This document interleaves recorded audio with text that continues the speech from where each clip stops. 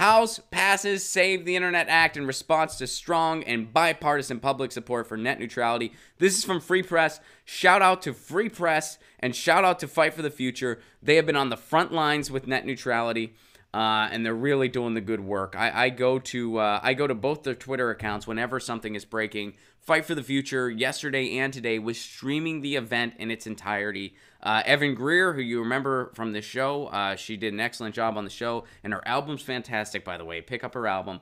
But they've been covering this live and on the spot. They have been tweeting up to the minute, both Fight for the Future and Free Press, and they've done an excellent job. People were flooding the phone lines, and it worked. It did pass the House. It was pretty much along party lines. All Democrats voted yes. All Republicans voted no. I believe it was 232 to 191. But let's go to the article. On Wednesday, that's today, as of the recording of this, the House of Representatives passed the Save the Internet Act, voting to restore the strong net neutrality rules in Title II legal framework. A companion bill introduced in the U.S. Senate in early March is also gathering support as members of Congress respond to widespread public advocacy in support of the net neutrality legislation. All right, so today's vote is a tremendous victory.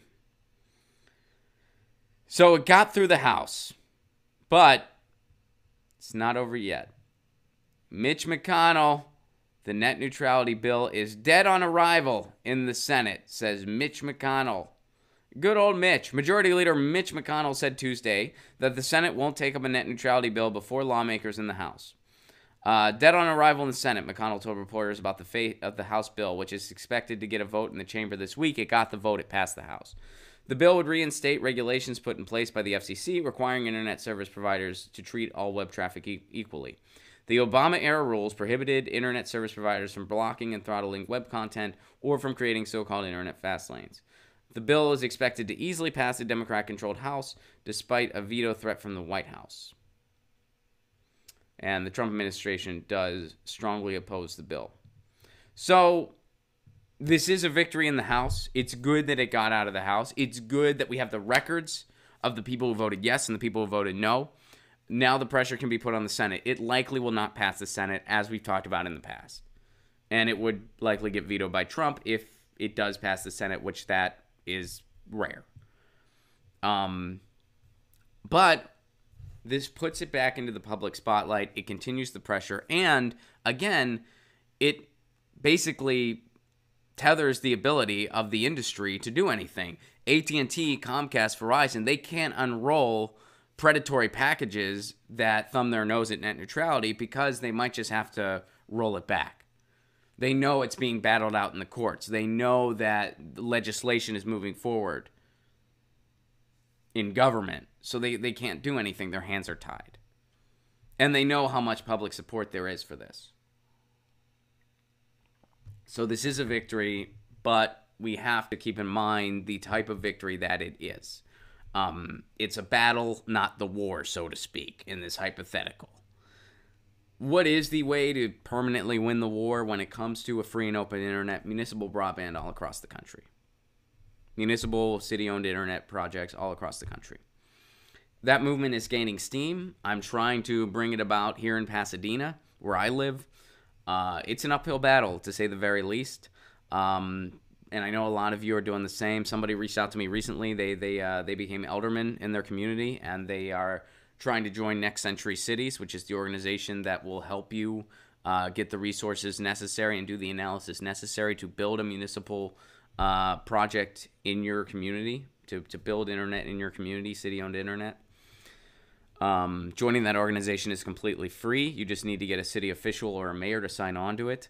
I've been working on trying to get that in Pasadena. Nobody's responded to my email as of now, but it is something I'm working on. So this is big news for net neutrality.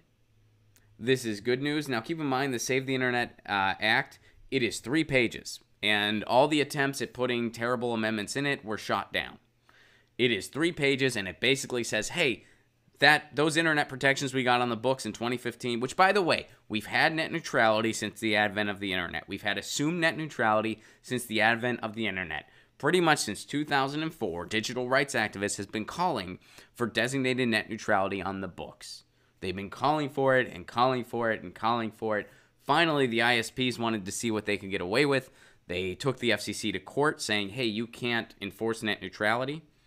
You can't enforce that. They were kind of unofficially enforcing it. They said, hey, you can't do that. The FCC lost in court.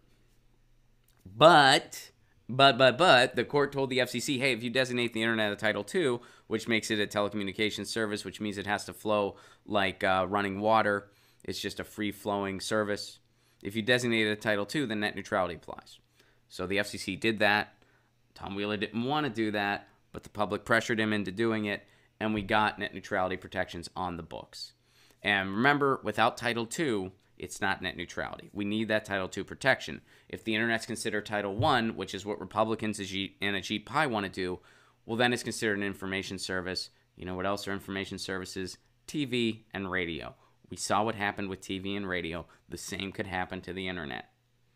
Your internet could look like cable television 2.0. Internet service providers can dictate what video loads fast and slow for you, depending on the content provider's ability to pay. And we would lose the free and open internet. That's what would happen. So again, this is a victory, but it will likely not lead to solid legislation signed into law anytime soon. It's likely not going to get out of the Senate. But this is huge that we're taking it this far, that the pressure is being applied. Apply pressure. Contact your senators. Go to battleforthenet.com for all the tools necessary to let your voice be heard. So this is a victory, but eye on the prize. We got to get city-owned internet all across the country. But good job, Fight for the Future. Good job, Free Press. Thanks for staying on the front lines for all of us. And yeah, this is a victory. Get your news on with Ron. Don't you want to know what's going on? We're getting our news on today. Get your news on with Ron. Don't you want to know what's going on? We're getting our news on today. Yeah, yeah, yeah. You can tweet me an article at Ron Placone. We'll go through it together and make it our own. Get your news on with Ron. Don't you want to know